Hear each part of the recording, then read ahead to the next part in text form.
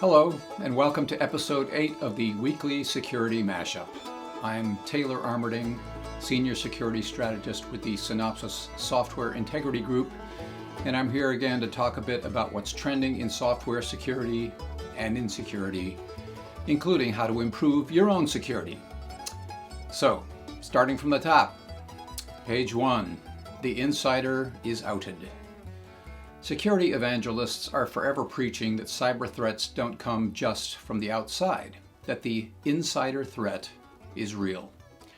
In most of those cases, the breach is caused by an employee who is, as the saying goes, careless or clueless.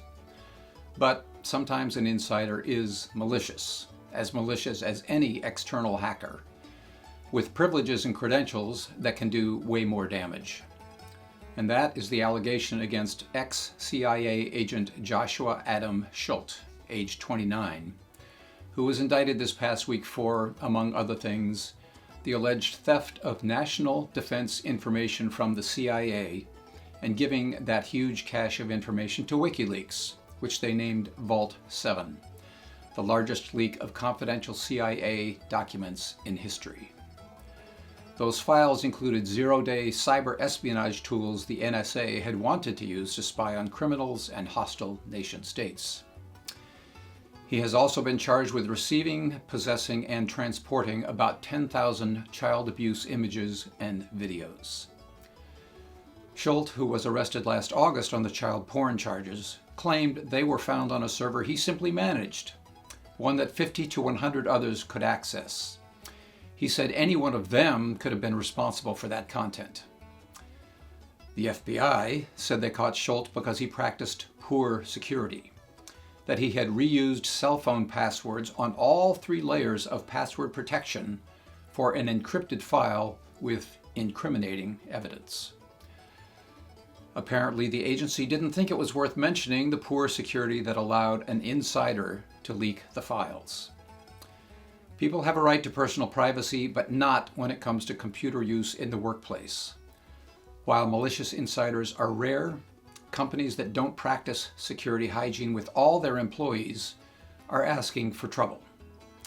If a U.S. intelligence agency is vulnerable to malicious insiders, then any other organization is as well. Page 2, Tracker Hacker. Flight Trader 24 is very good at tracking flights, showing real-time aircraft flight information on a digital map. Security Week and others describe it as a highly popular flight tracking service based in Sweden. But managing a significant data breach? Not so good. Before posting a word about it on its website or social media channels, the company began sending emails to some of its users last week with an alert about a security breach that it said might have compromised email addresses and password hashes associated with accounts registered earlier than March 2016. The email also included a password reset link, which is exactly the kind of thing that security awareness trainers constantly exhort workers to avoid, to report, or otherwise treat as a phishing scam. It's right up there with the FBI, in the form of a digitized female voice, calling to say you're being investigated for tax fraud and you'd better call this number right away to avoid being arrested.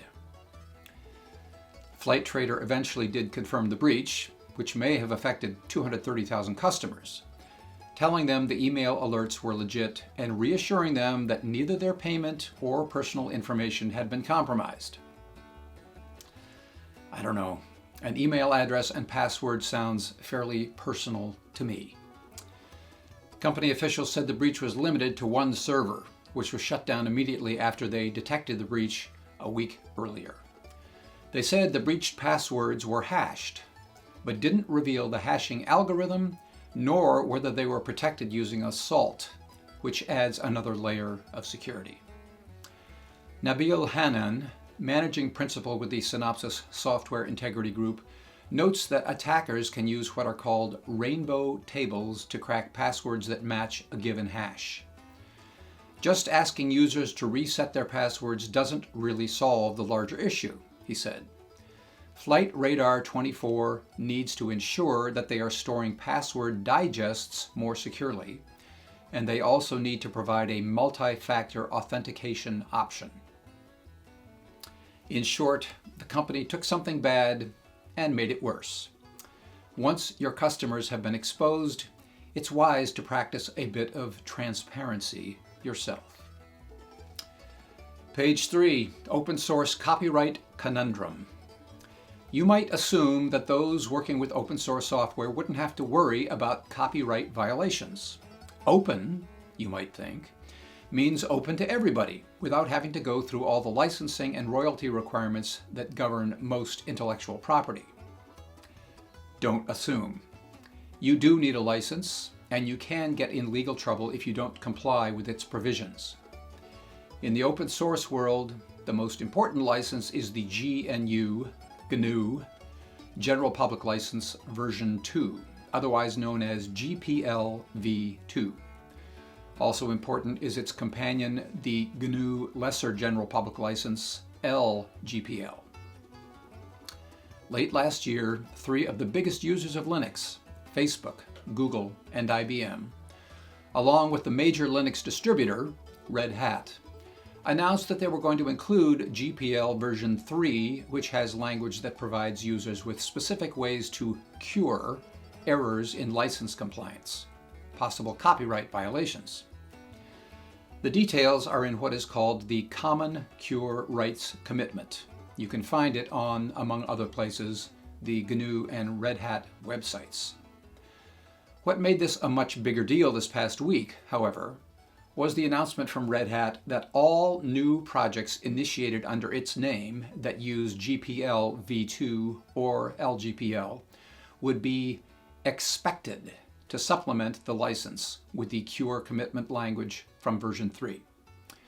As Stephen J. Von Nichols wrote on ZDNet for Linux and open source, this won't apply to Linux itself. Its creator, Linus Torvalds, has made it abundantly clear that Linux has been, will now, and always shall be under the GPL v2, he wrote. But the heavy hitters pushing version 3 say the goal is to get more people to use the software without fear of being sued. According to Red Hat, those licenses as written have led to the belief that automatic license termination and copyright infringement claims can result from a single act of inadvertent noncompliance, even if the copyright holders never bothered to notify the alleged violators before filing a lawsuit. Von Nichols said that, required or not, any company creating open source software should make sure their license has Cure commitment language. It will go a long way to reassuring any potential legally concerned partners and customers that they won't have any worries about contributing to or using your software, he wrote. And that is our advice for this week. The weekly Security Mashup is a group effort, so thanks again to our entire content team, and thanks to you for watching. Help us to spread the word, tweet it, link it, share it, and come back again next week. I'm Taylor Armerding for the Synopsys Software Integrity Group. We help organizations build secure, high-quality software faster.